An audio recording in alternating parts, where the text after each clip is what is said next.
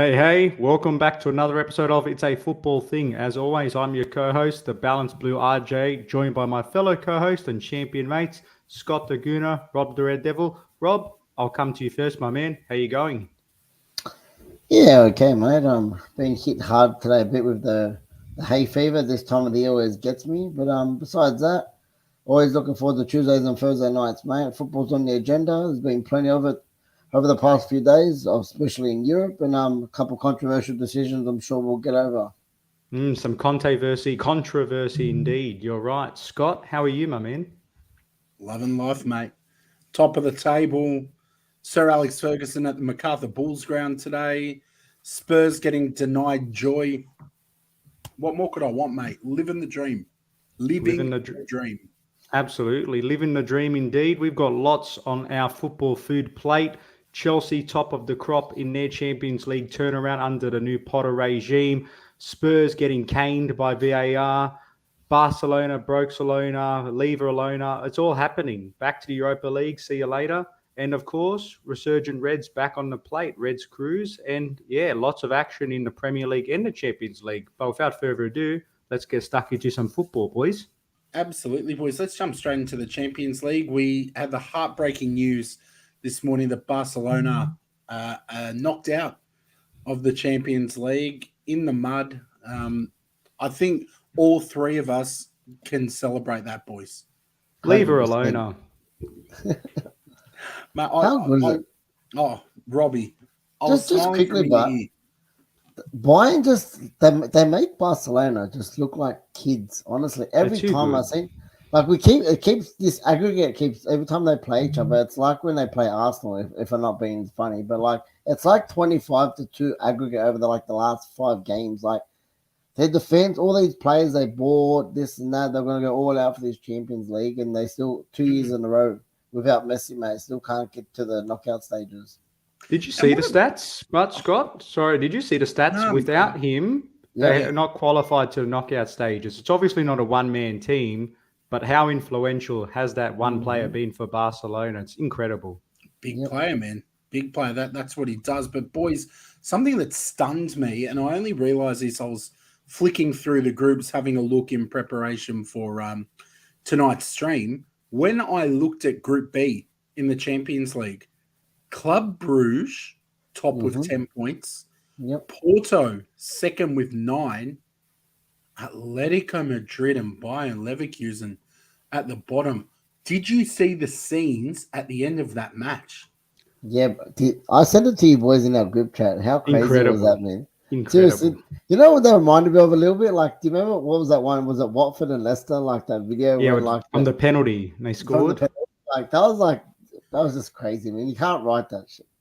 Yeah, exactly. Mental.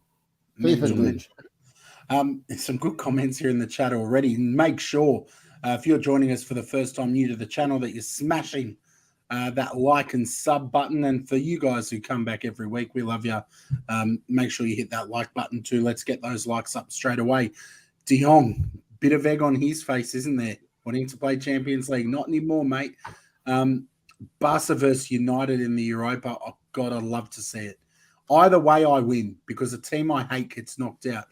Shano, the last 15 goals scored in Barca Bayern have been scored by Bayern. Wow.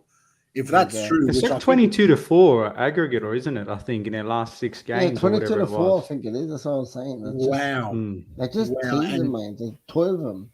And Chris in here just reacting to the poll at the moment. Let's get on to that, boys. We had a little bit of VAR controversy. Nothing out of the ordinary, because that's part and parcel of modern football now. You don't know if you can celebrate for at least 10 minutes till the goal's done. So we did see it happen. I'm going to try to be mature and sensible, but I did love that this happened to Spurs. But, of course, a controversial call. We were chatting about this before the stream started. This is what the FA says on the laws of the game under offside position. A player is in an offside position if any part of the head, body, or feet is nearer to the opponent's goal line than both the ball and the second last opponent. The hands and arms of all players are not considered. and a player is not in an offside position if they're level with the second last opponent or the last two opponents. Now, let's have a look at the image from this morning because there were some amazing scenes straight after this. But let's have a look at that. I wonder if the FA and the UEFA rules are any different, by the way, as well. You'd assume it's similar, but I mean, we were debating this, and I don't really know to be certain. I look at that, and again, not saying that I'm 100%. For me, Emerson looks offside to begin with in front of the last defenders. But then Harry Kane, when that ball is played from Emerson, is in front of both of their last two defenders. For me, if the ball's in play, so Emerson was onside when the ball's been crossed. So obviously he's beat his man, got in front. From then, Harry Kane is still behind him when he's played the ball backwards anyway. So that's why I don't understand. If they've already beaten the offside trap or whatever you want to call it, if all those players move up to the edge of the 18-yard box, is all those players offside? So Royal's offside from the onside from the cross. He's played it clearly backwards, not forwards to Kane, who doesn't matter if he's in front of the defender or not. He's behind the man that's played the ball. For me, it's a goal and it's onside. But again, there's a few rules I don't understand, like I was saying before. I don't understand when the goalkeeper comes out, how people are offside. There's a few dodgy rules. For me, it's an onside for me. RJ? Yeah, I'm still trying to figure it out, to be honest, because it just, you look at it at first, you think, looks onside. Let's call it how it is. But the technology's there. He's in front of the last defender, so the second last opponent. But it's come from a pass that looks like it's level or behind. So it's a weird scenario. And Tom's put a good comment about can sit here and talk about it being technically offside, but is it a football thing? All of us see that and first instinct is onside. Look, yes, from a spirit point of view, I agree, but ultimately it was brought in to make it binary. It's meant to be black and white, not about interpretations, but it's weird. It's a definitely weird scenario. I'd hate if that happened to my team. See, I look at that and my first instinct is offside. Like I know, and I'm not saying I think we can all kind of agree there are technicalities within the rules that you would hope the referees understand. It's their job. But your average everyday fan may not know all the technicalities. Now, I look at it with a really simplistic lens. When the ball is played, he's in front of the last defender. So I see it and say offside. But I think if there was some kind of loophole around it in terms like you were referring to, Robbie, surely VAR know that loophole and say, actually, it can't be offside because of this. I don't know. I'm really. What about if he's on the byline? Like, what happens if he runs? Like, say if it's a cross, he's running through the goal and he's on the byline in line with the goalkeeper, and he cuts it back to someone that's 2 meters out and taps it in, and the defenders are a meter behind him. Is that offside? Yeah, see, that's. I think it has something to do with where the run was initiated. Like, if they've broken into the byline and all the defenders have just stopped running, then I don't think that pass is called offside. But look, for me, and Shano by the look of it too, I did think offside first thought. But it's funny, you boys thought onside first look. So, but it is Tottenham, to be fair, so it's offside. Oh, yeah, 100%. 100%. Look, but what does this say, boys, really, is that the rule should be too more grey, as usual. It's too grey, man. There's too much grey. It's supposed to be black and white. We're bringing technology to make it black and white. It's more grey than ever. And again, I don't think we're having this conversation tonight if we can hear what's going on between that VAR team, and we can hear there might be some loophole or some exception or some sub-law that they know, and they can say, well, no, because of this. Just tell us. That's all. Just tell us. Sitting there, there's none of this guessing that we're doing now. But 4 minutes later as well. Couldn't have happened to better blokes. Couldn't have happened to a better team. You've got to find joy in every situation, boys. And I'm going to try really hard to see the joy in this. That does shape that group up very interestingly, though. Yeah, they can finish last still nearly, I think. It's like 1 point. They absolutely can. Spurs are top with 8 points. Sporting are next, and then Frankfurt with 7 points. and then Marseille last in 6. Now, Marseille are at home against Spurs. Yep. If they win, Spurs go to Europa League. So we're going to have to wait and see, boys, what happens with that. But it's certainly going to be scintillating. And Conte's sent off as well. So they have not him on the sideline. That makes it even more difficult for them now. Couldn't have happened to a better bloke. Dead set. What did I say about this game? Did I say I called a draw in this game? You called it. Wait, we had a couple good calls. RJ called the Leipzig game against Real Madrid. I called this game, and I also called the Celtic game. I said that it's not going to be a pushover either. And I had nothing. Last word on this to Tom. It's not black and white when we bring in defenders' intent. It unfortunately still has a subjective element. I agree with Tom, and I do think if we could just hear what the heck they're saying, then it answers it. I mean, but then we can hear it in the NRL, can't we? And we don't always agree. So there's no perfect way to look about it. Before we get into some Premier League predictions, because we have some jam-packed fixtures coming up, some footage today, boys, that I know RJ and I are keen on as MacArthur Bulls fans, but for you, Robbie, as a United man, what did you make of seeing Sir Alex Ferguson at Campbelltown Stadium? Yeah, I was shocked. I seen a photo yesterday that he was in Sydney, and I'm like, oh yeah, that's is there another Sydney in England or something like that? I didn't realize he was even in Australia, to be honest. So and then I seen a few more people post. I'm like, oh okay. But then obviously when I see him at MacArthur today, the connection obviously with Dwight, it's I think it's really nice that he's gone out there, gone to see his start from the triple season, and I think it's really nice, and who knows, he might make an appearance on the weekend as well. Like it could be a little bit of after the little Twitter spark up yesterday, just to try and add a bit more fuel to the fire. But who knows? Well, look, apparently it's not a derby. Besides both teams being in Sydney, one being West, one being East. But it's not a derby. It's certainly not a geographical derby. RJ, we're going to this game on the weekend. How sick would it be to see Sir Alex Ferguson sitting in the dugout, we'll call it a dugout, next to Dwight Yorke? Oh, mate, how exceptional. Even as rival fans, you have nothing but the utmost respect about what Sir Alex has brought to the game and the achievements he's managed. He's one of the very best managers. I think we can all agree on that. So to see him come to this non-derby would be a phenomenal outcome. And to even be in the same vicinity would be something special. I just hope it's a fantastic game, and what an atmosphere. Let's hope it's a great game because, it's nice to have ex-players like Dwight Yorke managing in the A-League and bringing one of the best in Sir Alex into our little local area. So, you could definitely call this a Dwight derby, couldn't you? Yeah, that's right. That's right, the Dwight Yorke derby. But you know what? It's not a derby, Rob. We're not going to call it that. We don't want to upset anyone, mate. So let's not call it a derby. Let's call it a geographically close match. I think that's a good term. And Tom pointing out that Fergie's down here for the Melbourne Cup.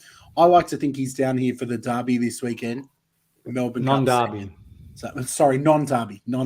Oh, mate, calm it down a bit now, Scotty. You're getting a bit happy there, mate. Good to see him down here. Good lift for 100%. The players, staff, fans. And, I think MacArthur deserve a lot of credit because you can point at the crowd numbers, but you know what? You can see a visible effort. They're investing funds at the grassroots level, at all levels, and they're trying to make something happen. So as a fan, it's onwards and upwards for me. We got Paul in here, Champions League spot, baby. Well, it is. So now, Paul, you're going to have to give us your prediction in the chat on how you think Newcastle will do this weekend. Let's get straight into it, boys. Without any further ado, let's predict some scorelines. Now, Leicester are hosting City. Can they outfox Pep's boys? Some worrying news around Haaland from an FPL perspective. He might be out. And I know what will happen. You take the captain's armband off him, he'll start and score 3. You don't, he's not going to play. Do you think he'll sit this one out, Rob, just before we give the predictions? Yeah, look, I actually think he will set this out. I think Pep he's not going to push him. They've got that other guy off the bench, the other striker, Julian Alvarez. His name is. Yeah. And every time he's come off, I feel he's scored a goal or 2 as well. So plenty of quality depth on the bench there. And I'm sure right now he's not going to push him in case a further injury continues off it. So if it's a little niggle, I'm sure he'll let it clear up before he brings him back in. What's your prediction, Rob? Sorry, boys. Where's that Leicester as well? Before the prediction, man. Come on. Oh wait. Is that Leicester? Yep. 3-1 to City. Okay, Manchester City. Yeah, exactly right. No technicalities there. I am predicting, despite Leicester's improvements, them to win fairly comfortably. I'll go, you know what? I'll line with Robbie. 3-1 for me as well to Sky Blues. It's a hat trick, boys. It's a hat trick. I think City will come out firing. Bournemouth are hosting Spurs. I am expecting Spurs to bounce straight back. If I'm taking the skipper's armband off Haaland, I'm giving it to Kane. I think they'll come out fired up and they'll grind this one out. I'm going with 2-0 to Tottenham Hotspur at Bournemouth. What do you think, Archie? Yeah, I think they'll win as well. I do expect Bournemouth, though, to get on the score sheet, so I'll lock in a 3-1 to Spurs. All right. What about you, Robbie? I'd love to do a tongue-in-cheek and go 1-1 this. I really have a bad feeling about it, but I don't want to fall behind. I do take my tips seriously, so I'll go 2-1 to Spurs. But it would not surprise me in their little banana slipping at the moment if this is a draw.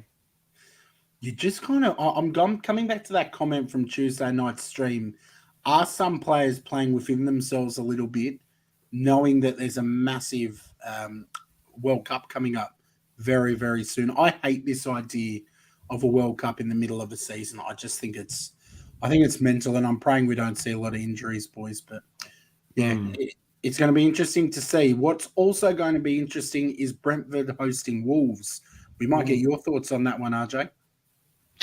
Yeah, it's going to be a really interesting game. Wolves have been going okay on the bounce back. Brentford's obviously dug in a couple of results, held us to a 0-0 draw recently as well, which was very tough on us.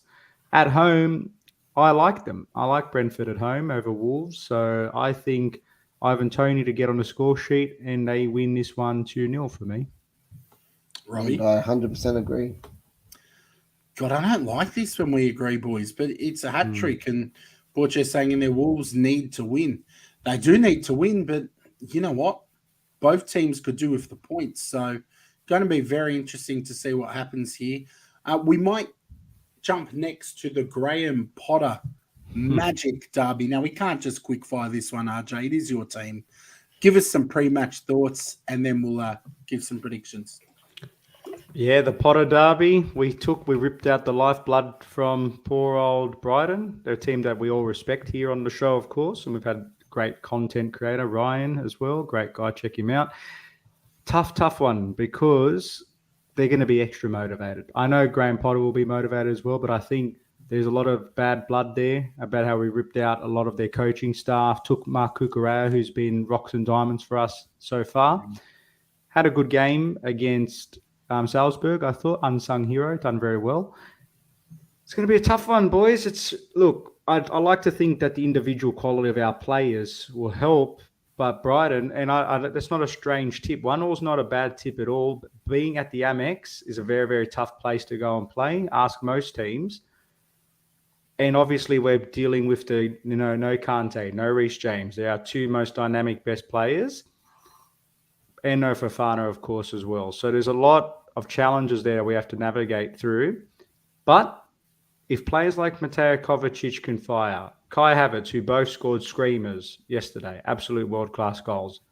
Mason Mount's fresh. He'll be back in the starting 11. And Trevor Chalobah's been going really strongly. So the long and short of it is, I think there's enough confidence because of the Champions League security that we've now got, top of the group, positive vibes. So as a result, I think that we will walk away 2-1 winners. I say not confidently. Robbie? 1-0 Chelsea. You know what? I actually like that 1-1 prediction. I'm going to go with 1-1. I think there's more bad blood from Brighton's end than from Chelsea's. I mean, Potter's the one that left. Cucurella's the one that left. The coaches are the ones that left. They've got nothing to be salty about because when you bail on your club midway through, you can't expect sympathy and roses. But I think that fire from Brighton, I hope Brighton pinch a result here, and a draw would be a good result for them, even though they're at home.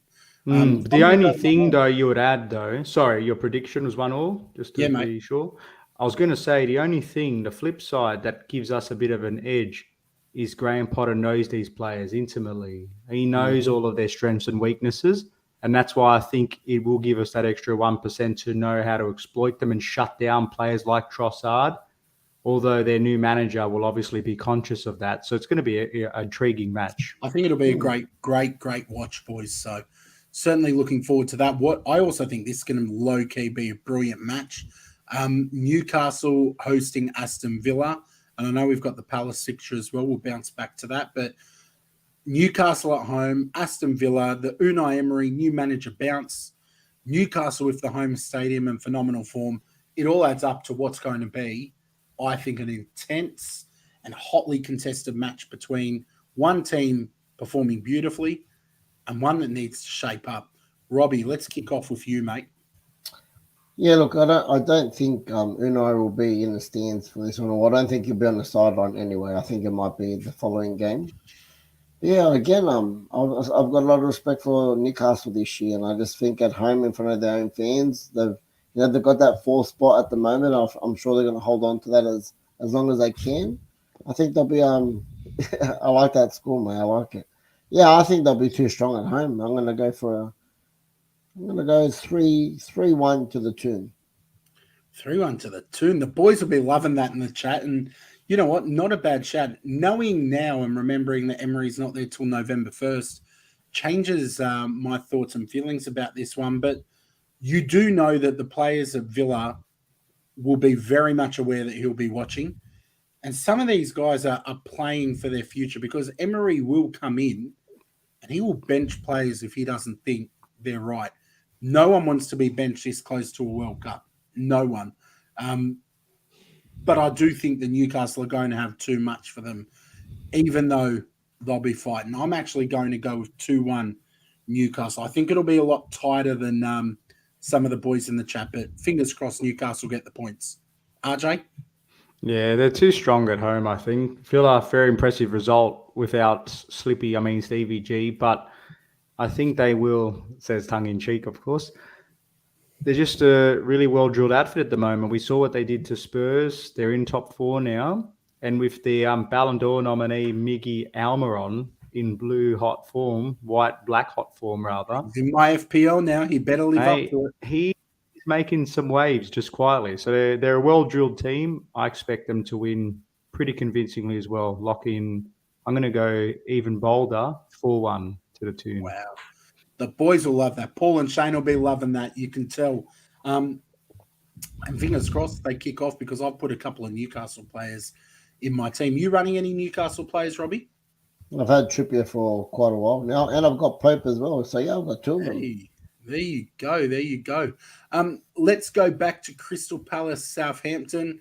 Don't think this will offer as much entertainment, but neither team been scintillating. I'm going to go with Southampton, though, to be buoyant after their result against us. But they played some good football. They certainly dominated us in the second half. So I'm going Southampton 2-1. What do you think, RJ? No, I'm going to go against you this one. After getting convincingly outplayed by Super Frank's Toffees, I'm expecting Crystal Palace to bounce back here because it's at Selhurst Park. Am I wrong? It is. No, I think Saints are going to be in for a bit of a shock here. I expect Palace to take this one, and I'm going to lock in 2-1 to the Eagles. All right, what do you think, Rob? Yeah, I think 2-1 Eagles as well. I think if this was whoever's home wins this game, just they turn up at home more like it. If it was at St. Mary's, I would have went the opposite. So I'll go 2-1 Palace. All right. Good shout, boys. Next one, Fulham hosting Everton. This will be a good game. I actually think we're going to see some goals. I think we're going to see goals galore in this. I'm going, though, with 2-2. I can't split them. What about you, Rob? Craven Cottage, you said? It is at Craven Cottage, yes. I like the draw. I'm going to go 3-3. You said goals, might as well go hard. That leaves one. I'm going to go with my heart here, but also some defensive history. I think Toffee's defense has been a lot stronger in recent times. I think they can get a result here. I think they'll thrive off the momentum and take a 2-1 here. I think Mitrovic will score. It's a token goal, but I think it'll be 2-1 to the Toffees. All right. Next one, we did see Mo Salah, who much prefers the Champions League to the Premier League these days, had a very good game this week. Liverpool played some decent football. Now they've got to bring that into the Premier League because they can't keep getting beaten by teams like Forest, which maybe I shouldn't be saying because we're playing them. But they are at home at Anfield hosting Jesse Marsh's Leeds. I'm confident that Liverpool take it. It's got to click at some point. Salah's got to bring that form over at some point. I'm going Liverpool 3-1. What are you thinking, RJ? Yeah, I think this is putting a lot more pressure on Jesse Marsh. I know he's starting to feel the embers burning underneath him, and I think they will feel the pain of it. And I reckon Liverpool are going to rip them apart, to be honest. I can see this one being a 4-0, being aggressive here. Wow. You're thinking we're going to see last season's Liverpool? Is it that they'll go into last season's Liverpool, or is it that this season's Leeds are no good? Bit of a combo, probably, you know what I mean? Not quite the heights of last season, but Leeds, they're not convincing anybody at the moment and might succumb to that pressure. All right, Robbie, you've heard RJ's thoughts. What are yours? You know, look, I don't think it's going to be. I think, like you said, I think it's going to be more disappointing Leeds and then Liverpool capitalising. I'll go 3-0 Liverpool, Donkey Darwin double. Nah. Tom, nothing like a bit of salt on the conversation, mate. Look, they're all right. There's some good and bad in every fan base, right? Some with more bad than others. Speaking of fan bases who have nothing but good, no salt here. Arsenal at home, hosting Nottingham Forest, the team that beat Liverpool. How good are these segues, boys? I'm on it tonight. I'm feeling That's it. But you know what? I'm going to be a broken man on Tuesday if we don't take all 3 points because we've been living the good life. But dropping points back to back, that's not good life, and that's top spot gone. I am confident we'll beat Forest, and that Forest just had a bit of luck last week. But I'm not confident we'll bang in a lot of goals. I'm going to go with 2-1. I think it'll be edgy. I think it'll be tense. But they're the games where we've actually shone this season. So Arsenal 2-1. My boy Gabby Jesus and Martinelli to score at the Emirates. Robbie? Okay. Just quickly, on a quick fire. I actually seen I seen the stat the other day. I've been calling Darwin a donkey all season. He's got more goals than Gabby, and Gabby's getting a lot of praise. Has he hit or missed at Arsenal, do you think, this season?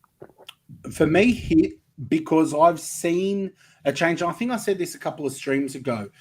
He's the perfect example of a player where you can't just say goals and assists. And I know I'm guilty of this sometimes because the way our attack moves and operates on the back of his press, his energy and his link up is much better. We're a much more dangerous team this season. So yes, the goals and assists aren't as high as we thought or hoped, but he's certainly having an impact. And as long as a player is impacting the team positively, sometimes that's the biggest test, the eye test. So hit for me. I don't know what RJ's got in mind though. It's funny because we always talk about Chelsea striker problems, and I'm told when I start mentioning about positive impact, I get the wry smiles coming. Well, a striker, why would goals and assists be important for a striker? It's like the goalkeeper's good at playing from the back, but he's not very good at stopping the ball from going in the net. Like, yeah, I understand. I agree with what you say, Scott, but it's just at some point, because Timo Werner had that problem, missing lots of chances, but was the designated space creator. That was his position because he opened up the space for others to exploit. Example, Champions League final for Kai Havertz. But ultimately, goals and assists kind of do matter at some point. So it'll be interesting. The longer this keeps going on, does your stance on that change? So for now, he's still a hit. He's still a hit for now. Yeah, definitely. And just in relation to this, Robbie, the difference for me between the two is very simple. I look at Anthony, who is coming, because you can't sit and say this is a Scott hates United thing, because Anthony I've praised from the get-go. He's come in and I've seen a notable impact in what he does and what he brings. I just haven't seen it from Sancho, and I still don't. I'm waiting to be convinced, as is Gareth Southgate. Not that he's a football genius. Robbie, let's get your prediction, mate. 2-0, Xhaka and Saka. Ooh, boom, Xhaka, Saka. Love it. RJ, go on, mate. Yeah, we'll complete the hat trick. I'll go 2-0 as well to the Gunners. Perfect. And, of course, saving Rob's best till last, Manchester United hosting West Ham United. Will you burst their bubble, Robbie? Hope so. No, look, I actually think this is going to be a really good game away, and West Ham is always challenging. We've got not a bad record there as well. Both coming off the back of European football tomorrow, so I think it'll be easily poised there. They've got Conference League, we've got Europa League. I think we will tomorrow see a bit of rotation. We've got a few people who will come back from injuries, so a bit more added depth to the squad. Our last two games I've been impressed. Tottenham game, Chelsea game, I think we've really gone in and actually dominated some part of the games. Again, shooting boots need to be on and we need to be clinical.